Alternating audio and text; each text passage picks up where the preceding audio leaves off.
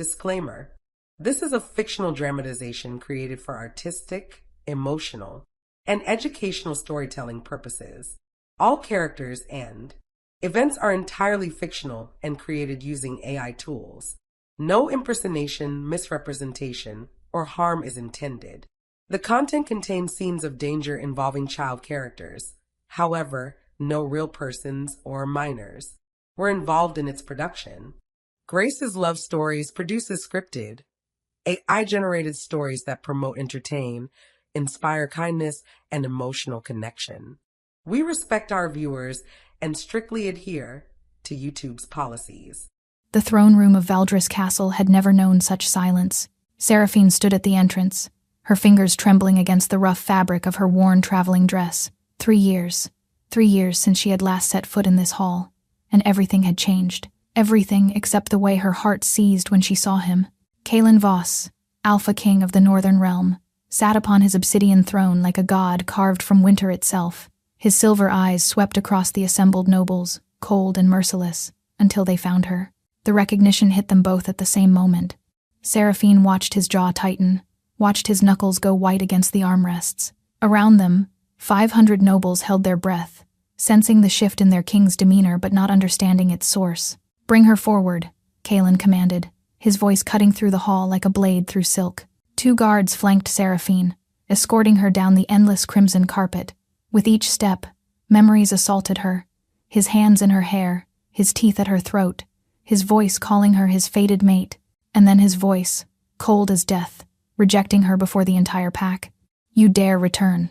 Kalen rose from his throne, descending the steps with predatory grace. "After what you did." Seraphine lifted her chin, forcing steel into her spine. "I was summoned, Your Majesty, by your own decree." A murmur rippled through the crowd. The king had summoned her? Why would he call back the Omega he had publicly humiliated and cast aside? Kalen stopped mere inches from her, close enough that she could smell the pine and wood smoke scent that had once meant safety. His silver eyes bore into hers, searching, accusing. 3 years ago, you vanished in the night like a thief, he said, loud enough for the court to hear. You took something that belonged to me. I took nothing, Seraphine replied, her voice steady despite the pounding of her heart. You made it abundantly clear that I was nothing to you, that our bond was a mistake to be erased. Pain flickered across Kalen's features. There and gone so quickly she might have imagined it, but his next words drove all other thoughts from her mind. Then explain, he growled. Why my scouts report that an Omega matching your description has been raising a child in the eastern villages, a child with silver eyes and the unmistakable scent of royal blood. The throne room erupted. Seraphine's blood turned to ice. No, they could not have found out. She had been so careful, had hidden so completely. Give me my heir, Kalen commanded, his voice rising above the chaos. Give me my heir, and perhaps I will show mercy. The court fell silent, every eye fixed upon them. Seraphine met the Alpha King's gaze without flinching, even as her world crumbled around her. Your heir? She let out a laugh that held no humor. You rejected me, Kalen. You stood before this very court and declared that you would rather die without issue than claim a worthless Omega as your queen. His flinch was visible this time. Good. Let him remember his cruelty. And now you demand the child you never wanted? Seraphine continued, her voice rising. The child I carried alone, birthed alone, raised alone, while you warmed your bed with that viper you chose over your fated mate. Gasps echoed through the hall. No one spoke to the Alpha King this way. But Seraphine was beyond caring. 3 years of hiding, of struggling, of watching her son ask why he had no father, had burned away her fear. You will tell me where my son is, Kalen said, stepping closer still, his wolf rising in his eyes. Or I will tear apart every village in the Eastern Territories until I find him myself. Touch my son, Seraphine whispered, and I will show you exactly what a worthless Omega is capable of. For a long moment, they stood there, Alpha and Omega, locked in a battle of wills that made the air crackle with tension. Then Kalen did something that shocked everyone in the throne room, including Seraphine herself. He dropped to his knees before her. 3 years earlier, the spring festival had transformed the village of Thornwick into a riot of color and sound. Ribbons fluttered from every rooftop, music spilled from the taverns, and the scent of roasted meat and honeyed wine filled the air. Seraphine moved through the crowded streets like a ghost, her simple gray dress marking her as an unmated Omega of no importance. The villagers parted around her without acknowledgement. She was used to it. 23 years of being overlooked had taught her to find comfort in obscurity, but tonight felt different. There was electricity in the air that made her wolf pace restlessly. Something was coming. "Sierra!" A hand caught her elbow, spinning her around. "There you are. I have been searching everywhere." Mira, her only friend in the world, stood breathless and bright-eyed with excitement. The beta woman was practically vibrating with news she was clearly desperate to share. "What is it?" Seraphine asked, allowing herself to be pulled toward the edge of the crowd. "The Alpha King," Mira whispered urgently. "He is here, in Thornwick, right now." Seraphine's heart stuttered. That is impossible. Why would King Kalen come to a border village during a common festival? Who knows why royalty does anything? Mira was already tugging her toward the village square, but everyone is gathering to see him. Come on. When will we ever have another chance to glimpse the most powerful wolf in the realm? Every instinct screamed at Seraphine to flee. But Mira's grip was insistent, and perhaps some part of her was curious. The Alpha King was said to be magnificent, terrible, and beautiful, like a winter storm given flesh. They reached the square just as the royal procession arrived. Seraphine's first thought was that the stories had not done him justice. Kalen Voss sat astride a black warhorse, his silver armor gleaming in the torchlight. He was tall, even-seated, with shoulders broad enough to block out the stars and hair as dark as a moonless night. But it was his eyes that stole her breath, pale as winter moons, ancient as glaciers, sweeping across the crowd with the detached interest of a predator surveying prey. Then those eyes found hers. The world stopped. Seraphine felt it like a hook sinking into her chest. Her wolf surged forward with recognition so absolute it defied reason. "Mate, mate, mate," the word echoed through every fiber of her being. This man, this king, was her fated mate. Kalen's expression shifted. Shock first, then confusion, then something darker that made Seraphine's knees weaken. He dismounted in one fluid motion, ignoring the startled exclamations of his guards, and began walking directly toward her. The crowd parted like water before a blade. Seraphine wanted to run, wanted to hide, wanted to pretend this was not happening because it could not be happening, not to her, not with him. But her feet remained rooted to the cobblestones as the Alpha King stopped before her. "What is your name?" His voice was rough velvet, scraping against her senses. "Seraphine," she managed. "Seraphine Ashwood." His nostrils flared, drinking in her scent. Something primal flickered in those silver depths. "Do you feel it?" he asked, so quietly that only she could hear. "This pull between us?" She should have lied, should have denied it and walked away and saved herself from everything that was to come. Instead, she whispered, "Yes." Kalen's hand rose to cup her cheek, his touch searing against her skin. "Then the gods have a cruel sense of humor," he murmured. "To give me my fated mate now, when I am already promised to another." The words struck her like a slap. Before she could respond, before she could even process what he had said, a commotion erupted at the edge of the square. A woman's voice, sharp and imperious, cut through the night. "Kalen, what is the meaning of this?" Seraphine turned to see a vision of aristocratic beauty pushing through the crowd. Golden hair, emerald eyes, a gown that cost more than most villagers earned in a lifetime, and on her throat, gleaming in the torchlight, a betrothal pendant bearing the royal crest. Lady Isolde Ravencroft, the Alpha King's intended bride. Kalen's hand fell from Seraphine's cheek as if burned. The warmth in his eyes vanished, replaced by cold duty. "It is nothing," he said, stepping back from Seraphine. "A momentary distraction. Nothing more." The dismissal cut deeper than any blade.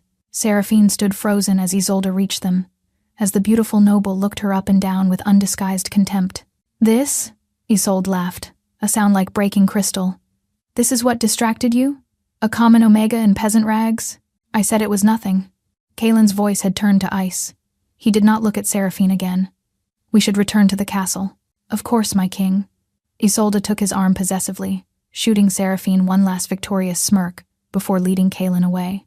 The crowd dispersed slowly, buzzing with gossip about what they had witnessed, but Seraphine remained standing in the empty square long after everyone had gone, her hand pressed to the cheek he had touched. She told herself the wetness on her face was from the evening mist. She told herself she would never see him again. She was wrong on both counts.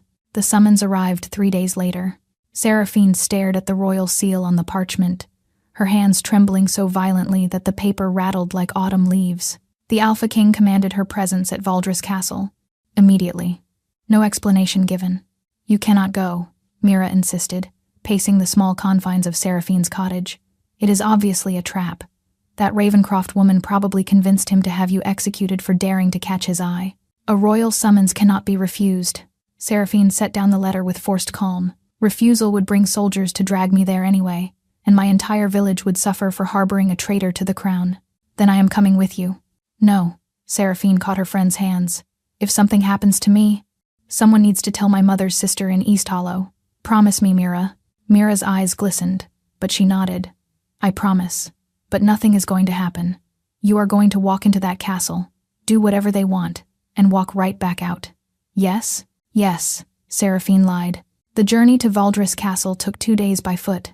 Seraphine needed the time to prepare herself, to build walls around her heart high enough that seeing him again would not destroy her. When the castle finally rose before her, those walls crumbled to dust.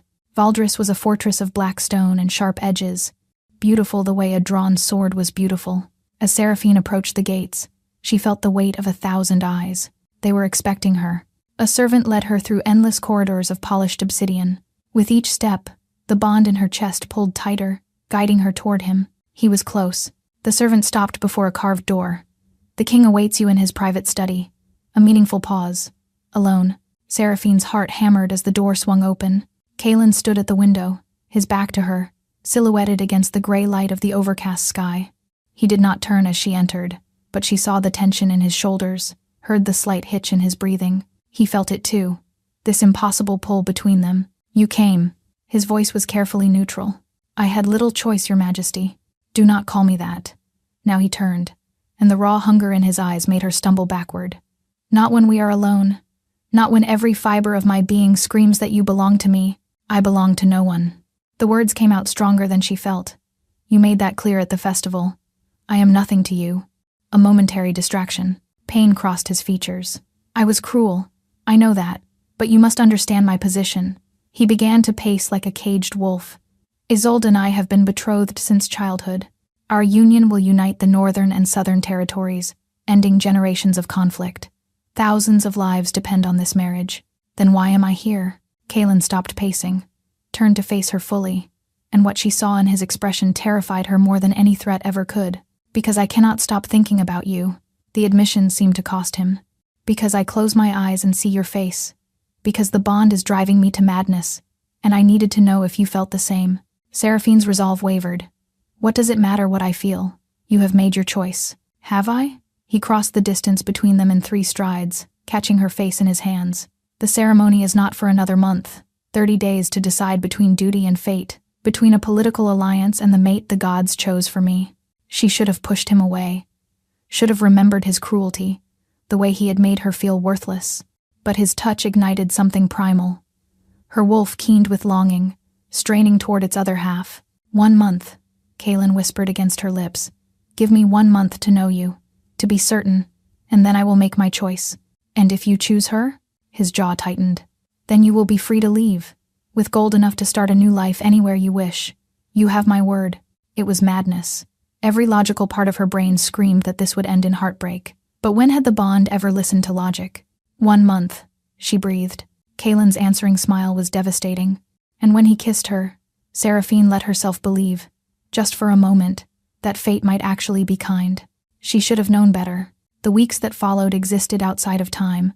Kaelin kept her hidden in the East Tower, in chambers more luxurious than anything Seraphine had ever imagined. Silk sheets, a copper bathing tub filled with rose-scented water, a balcony overlooking the northern sea, a gilded cage, but a cage nonetheless. He came to her every night after the castle slept. Those stolen hours became the center of her universe. They would talk for hours. He told her of the burden of the crown, the loneliness of power. She told him of her simple life in Thornwick, of the mother who had died young, of the dreams she had abandoned. And when words failed, there were other ways to communicate. Kaelin touched her like she was sacred. His hands mapped every curve of her body with reverent attention, learning what made her gasp and shiver. But he never took it further than that. Never claimed her fully. Not yet, he would whisper against her throat, his control clearly hanging by threads. Not until I am free to make you mine in truth.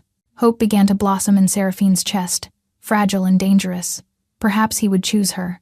Perhaps fate would triumph over duty. On the 15th night, everything changed. Seraphine woke to the sound of her door crashing open. Before she could scream, guards surrounded her bed, their faces hard as stone. "By order of Lady Isolde Ravencroft," one announced, "you are to come with us." "Isolde has no authority over me," Seraphine protested, clutching the sheets to her chest. "The king himself placed me in these chambers." The guard's smile was cruel. "The king is currently entertaining foreign dignitaries and cannot be disturbed. Lady Isolde assures us she acts with his full blessing." They dragged her through the castle in nothing but her nightgown, past servants who quickly averted their eyes. The great hall was packed with nobles. At the head of the room stood Lady Isolde with a smile like poisoned honey, and beside her, looking confused and alarmed, stood Kaelin. "What is the meaning of this?" he demanded. Isolde caught his arm. "Patience, my love. I have prepared special entertainment," she addressed the crowd. "Lords and ladies, I present the king's secret shame, an omega hidden in the East Tower while his betrothed waited faithfully." Gasps rippled through the assembly. "This is not what it seems," Kaelin tried to say, but Isolde cut him off. "Is it not?" She produced a handful of letters, waving them for all to see. "I have here correspondence between the king and this creature. Love letters, my lords. Promises of devotion. Plans to break our betrothal and install this peasant as queen." The crowd erupted. Seraphine searched desperately for Kaelin's eyes, needing him to deny it, to defend her, to do something. But he stood frozen, his face a mask of horror as his carefully constructed world collapsed around him. "The Southern Alliance will not stand for this insult," a noble shouted. "If the betrothal is broken, there will be war. My father's armies are already mobilized," another added. "We came here in good faith. This treachery will not go unanswered." The threats came from every direction. War, bloodshed, thousands dead because of her. And still Kaelin did not speak. "Kaelin," Seraphine whispered, her voice breaking. "Please." Finally, his eyes met hers, and in them, she saw the moment he made his choice. Duty over fate, kingdom over heart. "I, Kaelin Voss, Alpha King of the Northern Realm, formally reject the bond between myself and the Omega Seraphine Ashwood." His voice rang out clear and cold across the silent hall. "She is nothing to me. A temporary madness, now cured. Lady Isolde is my chosen mate, as she has always been." The words carved through her like knives, each one driving the air from her lungs. She felt the bond between them scream in agony, felt something fundamental inside her begin to crack. "Furthermore," Kaelin continued, his face carved from stone, "this Omega is banished from the Northern Realm. Should she ever return, she will be executed for treason against the crown." Isolde's smile was triumphant. "You heard your king. Remove her." The guards seized Seraphine's arms, beginning to drag her from the hall. She did not struggle this time. What was the point?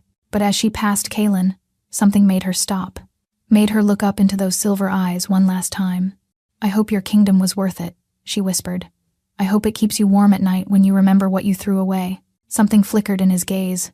Regret? Pain? She would never know. The doors slammed shut behind her, and Seraphine was alone in the darkness. She did not know, could not know, that she carried his child inside her. She would not discover the truth for another 3 weeks, by which time she had already disappeared into the Eastern Territories, determined to build a new life far from the man who had broken her. But fate, as she would learn, was not finished with them yet. 3 years changed a person. Seraphine had learned to survive in the Eastern Territories, far from the Northern Realm's reach. She found work as a seamstress in the village of Brindlemark, a quiet settlement where people asked few questions. But the greatest change walked beside her now, his small hand clasped in hers. Caspian had his father's silver eyes. It was the first thing Seraphine noticed when the midwife placed him in her arms, screaming and perfect and utterly devastating. Those eyes, that unmistakable shade of mercury and moonlight, staring up at her with newborn wonder. She had wept for 3 days straight.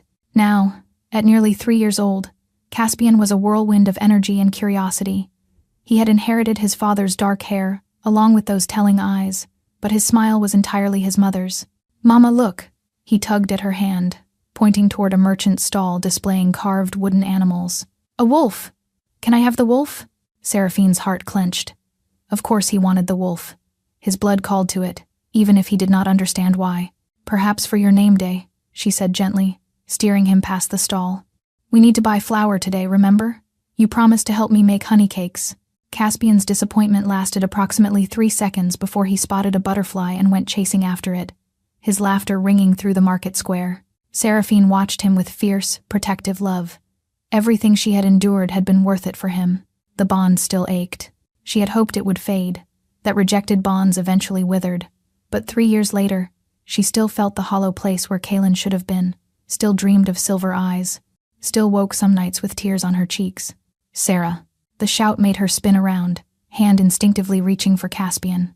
But it was only Dagny, the elderly beta woman who ran the boarding house where they lived, hurrying toward her with panic in her eyes. "Dagny, what is wrong?" "Soldiers." The old woman was gasping for breath. "Northern soldiers, asking questions in the tavern. About an Omega with a young child. About silver eyes." Seraphine's stomach dropped. "They found me," she whispered. "After all this time, they found me. You need to run." Dagny pressed a small purse into her hands. "There is a merchant caravan leaving for the southern ports within the hour. I have already spoken to the driver. He will hide you among his wares." "Dagny, I cannot take your money." "You can, and you will."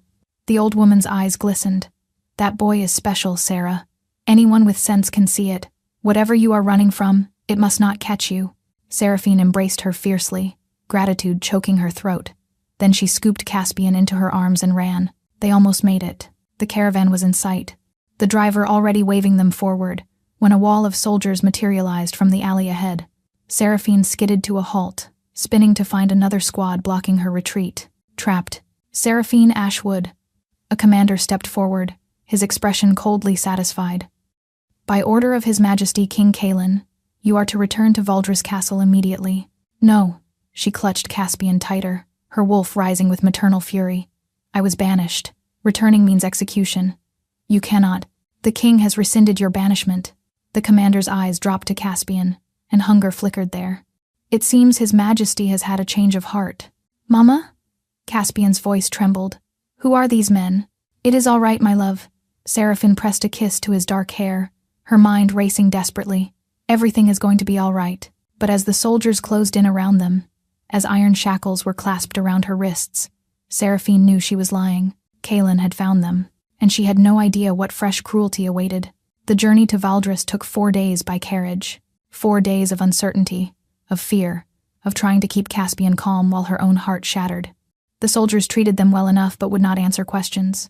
Caspian, remarkably, seemed to view the whole thing as an adventure. "Are we going to see a real castle, Mama?" His pale eyes sparkled with excitement. "With towers and knights and everything?" "Yes, darling." Seraphine stroked his hair, fighting to keep her voice steady. "A very big castle. Why do the soldiers keep looking at me funny?"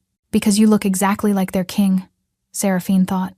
"Because those eyes mark you as royal blood, and everyone can see it. They are probably just curious about such a handsome young man," she said instead. When Valdres Castle rose before them, Seraphine felt her carefully constructed walls crumble. Nothing had changed. The black stone still gleamed, the towers still pierced the sky, and somewhere within, the man who had shattered her waited. The throne room confrontation passed in a blur. Kaylin's demand for his heir, her defiant refusal, the court's shocked silence. And then he had done the unthinkable. The Alpha King dropped to his knees before a rejected Omega. Now, hours later, Seraphine sat in a chamber that was disturbingly familiar.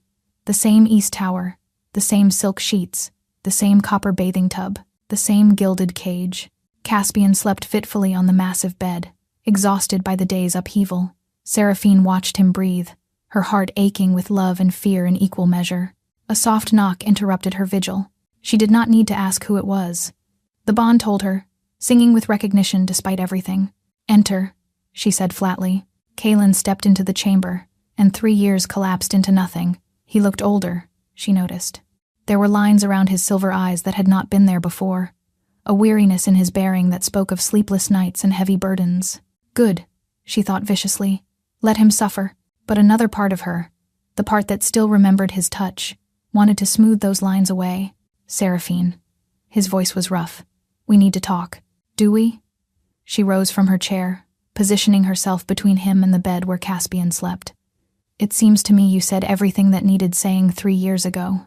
Pain flashed across his features. "I was wrong. What I did to you was unforgivable."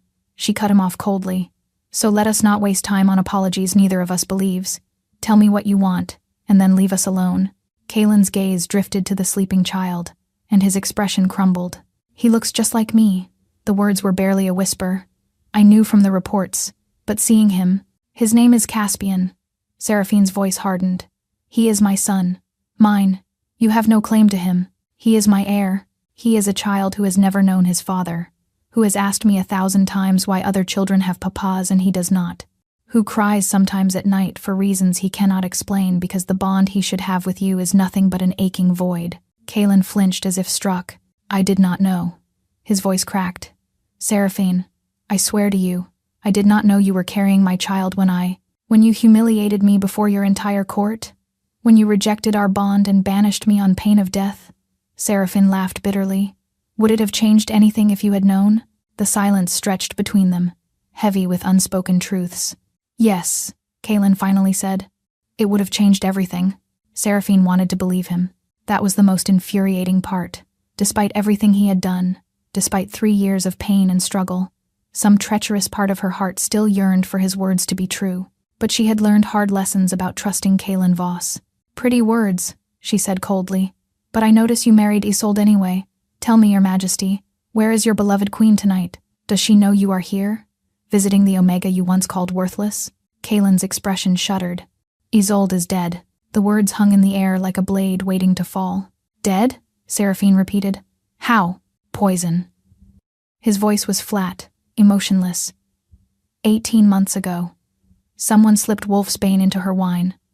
The healers could not save her. Seraphine should have felt something.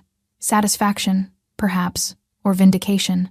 Instead, she felt only hollow surprise. Did you love her? No. The admission came without hesitation. I tried. For the sake of the alliance, for the kingdom, I tried to feel something beyond obligation. But every time I looked at her, I saw only the woman who had stolen my true mate's place. I was not stolen from you. Seraphine's voice sharpened.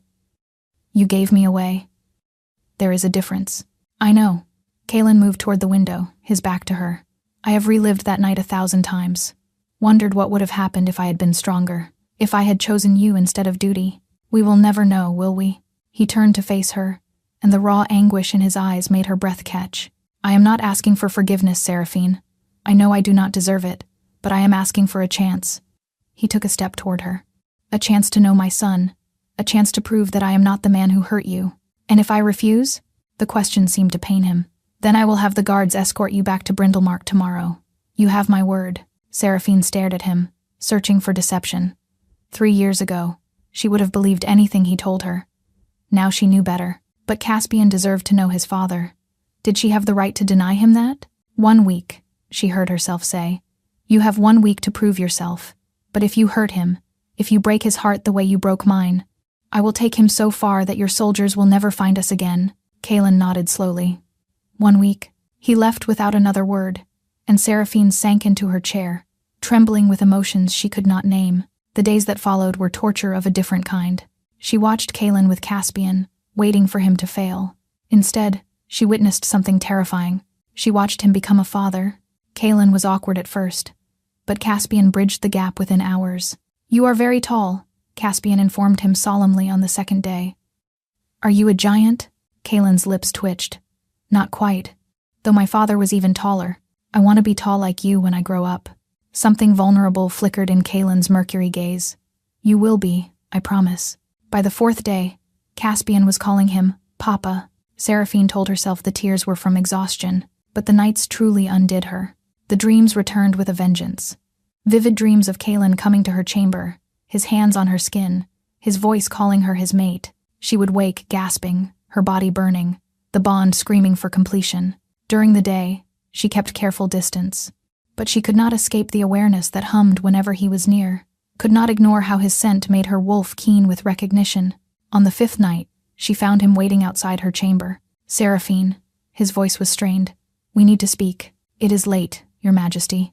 Whatever it is, can wait until morning. No. He blocked her path, and the heat radiating from his body made her dizzy. It cannot. The bond. He broke off, jaw clenching. You feel it too. Do not deny it. What I feel is irrelevant. Is it? He stepped closer, and she forgot how to breathe. Because I am going mad. Every moment near you is agony. The bond demands completion. Then stop fighting. The words escaped before she could stop them. Kaelin went very still. What are you saying? What was she saying? 3 years of anger, of pain, of lonely nights, and now he was here, offering himself. I am saying, Seraphine whispered, that I am tired of fighting too. He kissed her like a drowning man finding air. The kiss ignited something that had been smoldering for 3 years. Seraphine gasped against Kaelin's mouth as he lifted her effortlessly, her legs wrapping around his waist as he carried her into the chamber.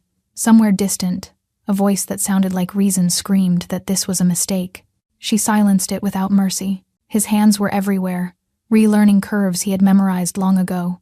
Her fingers tangled in his dark hair, demanding more. The bond blazed like wildfire. Tell me to stop, Kaelin groaned. If you do not want this, tell me now. Do not stop.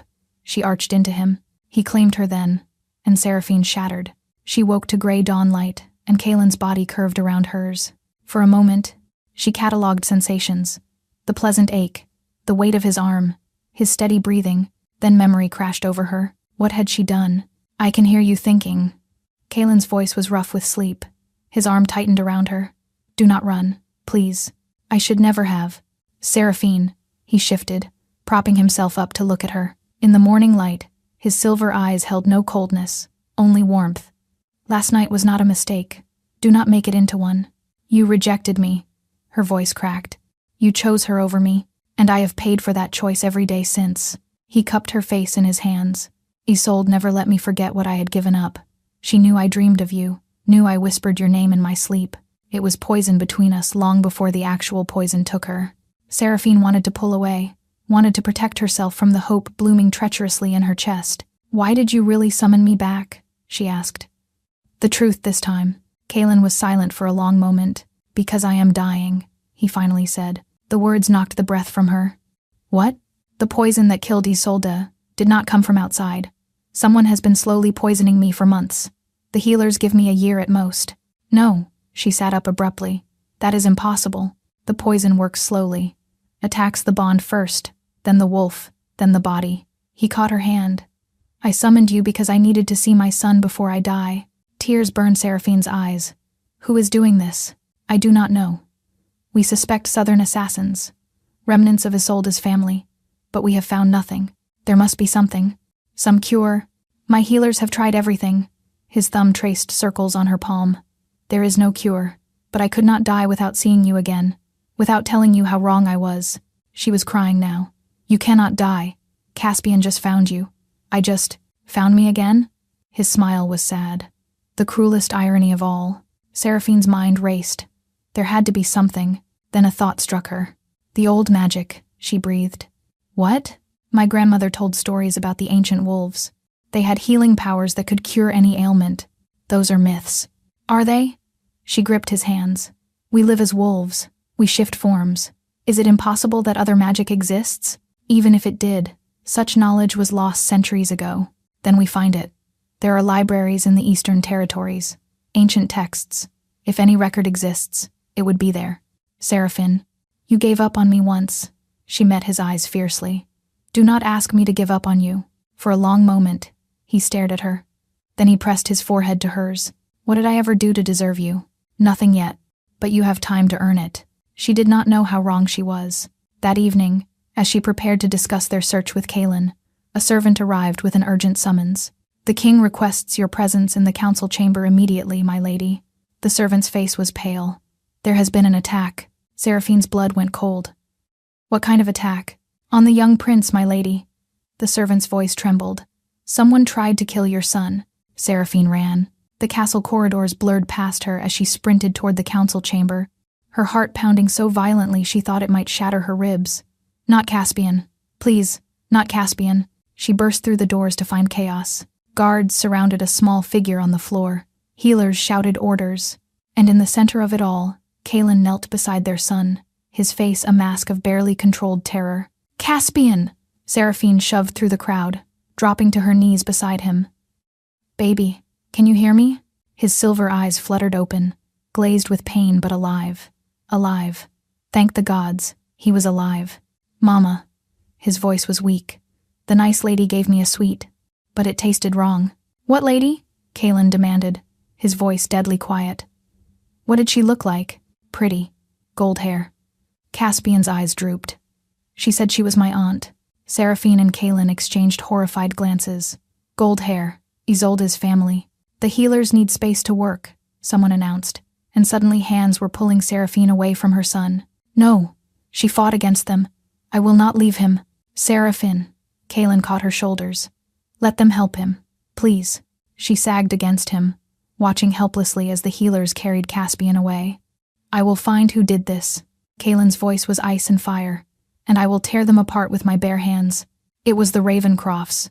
Seraphine's voice shook with fury. Isolde's family. They poisoned her to frame you, and now they are trying to kill our son. We do not know that for certain. Gold hair, Kaelin. She said she was his aunt. Seraphine pulled back to meet his eyes. The Ravencrofts have wanted the throne for generations. Isolde was supposed to give them an heir they could control. When she failed, when you rejected the bond with her, they eliminated her and began poisoning you instead. Understanding dawned in Kaelin's expression. And now that Caspian exists, a true heir with royal blood, he is the only thing standing between them and the crown. Kaelin's eyes blazed with lethal intent. Captain, a guard snapped to attention. Seal the castle. No one enters or leaves. Find every member of the Ravencroft household and bring them to the dungeons. Yes, Your Majesty. As soldiers scattered to obey, Kaelin turned back to Seraphine. Stay with Caspian. Do not leave his side for any reason. Where are you going? To end this. He pressed a fierce kiss to her forehead. I should have protected you 3 years ago. I failed. I will not fail our son. He was gone before she could respond. The hours that followed were the longest of Seraphine's life. She sat beside Caspian's bed, watching the rise and fall of his small chest, counting every breath. The healers had purged most of the poison, but some had entered his blood. They could not say whether he would recover. The poison was the same one killing Kaelin, and there was no cure. As night fell, desperation drove her to a decision. She could not lose them both, would not lose them both. If there was even the smallest chance that the old magic existed, she had to find it. Seraphine pressed a kiss to Caspian's fevered brow. I will be back, my love. I promise. She found the castle library abandoned at this hour, its towering shelves casting long shadows in the candlelight. Hours passed as she searched, her eyes burning from reading faded manuscripts, her fingers black with dust from volumes unopened for centuries. It was nearly dawn when she found it, a crumbling tome, hidden behind newer texts, its leather cover embossed with symbols she did not recognize. The Rite of Bonded Souls. According to the text, fated mates shared more than emotional connection. Their life forces were intertwined. When one mate fell ill, the other could offer their own essence to heal them through complete bonding. But the cost was severe. The mate who gave would be forever diminished. Their wolf weakened, their lifespan shortened. In some cases, the ritual killed them outright. Seraphine stared at the words until they blurred. She could save them. Both of them. Kaelin and Caspian shared royal blood, and she was bonded to Kaelin. If the text was correct, her essence could heal them both, even if it destroyed her in the process. The choice should have been difficult. It was not. Seraphine had lived 3 years without Kaelin, 3 years of hollow aching. She would not survive losing him again. And Caspian, her heart, her reason for existing, she would burn the world to ashes before she let him die. She memorized the ritual requirements and returned to the healing ward just as the first light of dawn touched the windows. Caspian's condition had worsened. His breathing was shallow now, his small body burning with fever. The healers hovered nearby, their expressions grim. Where is the king? Seraphine demanded. Still in the dungeons, my lady. The interrogations continue. Seraphine sent a servant to fetch him, then settled beside Caspian's bed to wait. When Kaelin arrived, he looked like a man aged 10 years in a single night. His clothes were disheveled, his silver eyes hollow. The Ravencrofts confessed. His voice was hoarse. Everything you suspected was true. They killed Isolde. They have been poisoning me for months. And last night, he broke off, his gaze falling on Caspian's still form. I found something. Seraphine rose, pulling him to a quiet corner. In the old texts, a ritual that could save them both. Hope flickered in his eyes. What kind of ritual? Seraphine explained, watching his expression shift from hope to horror as he understood the implications. No, the word was absolute. Absolutely not. Kaelin, you could die, Seraphine. The text said the strain could kill you, and if I do nothing, you both die anyway. She caught his face in her hands. I cannot lose you again. I cannot lose our son.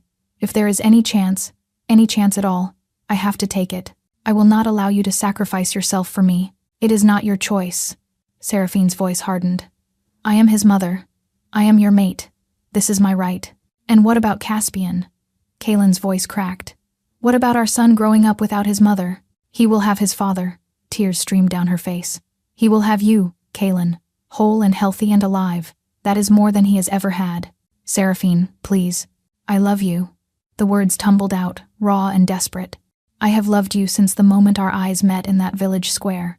I loved you through the rejection, through the banishment, through 3 years of raising our son alone, and I will love you with my last breath if that is what it takes to save you." Kaylin pulled her into his arms, his body shaking with silent sobs. "I cannot lose you," he whispered against her hair. "Not again, not ever again." "Then do not." Seraphine pulled back to meet his eyes. "Help me complete the bond. Let me save our family."